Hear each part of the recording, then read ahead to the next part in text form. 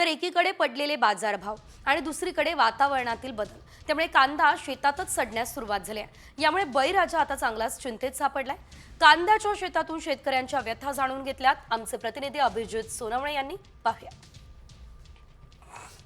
नाशिक जिल्ह्यातला कांदा उत्पादक शेतकरी दुहेरी संकटामध्ये सापडलाय। मी आता कांद्याच्या शेतामध्ये आहे आणि या ठिकाणी नेमकी काय परिस्थिती आहे आपण जाणून घेऊया। ही परिस्थिती अवकाळी पाऊस झाला तेव्हापासून नंतर धुकं आलं, परत बादळ आलं, ऊन पडलं, थंडी वाढली, त्याच्यामुळे हा कांदा पूर्ण करपून गेला। याच्यामध्ये असंही थंडी जर असली तर हा कांदा पोचतो। आता थंडी बिंडी काही नाही, धुकाट वादळ असल्यामुळे कांद्यानं पूर्ण रोग धरलेला आहे। हे कांदा सडलेला आहे, हे कांदे एकदम कामातून गेले, याचा काहीच उपयोग नाही, मार्केटला पण चालणार नाही, कुठं चालणार नाही।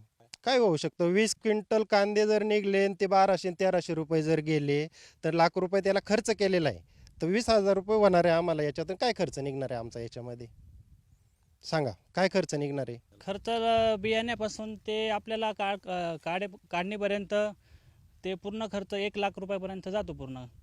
आणि त्यातून आपल्याला जर 50 आणि 60,000 रुपये होणार असेल तर ते कांदा लागवड करणेच बंद करायला पाहिजे। आता हे काढणे विकणे जे आहे ते आपल्याला पदरात पाडून घेणं, असं 4 पैसे तरी मिळतील। 4 पैसे तरी मिळतील, लागवड तर खर्च काही वसूल होणार नाही, पण आता जे आहे ते थोडंफार नेणं मार्केटला विकणं। कॅमेरामन प्रवीण काळबांडेसह अभिजित सोनवणे, साम टीव्ही, नाशिक।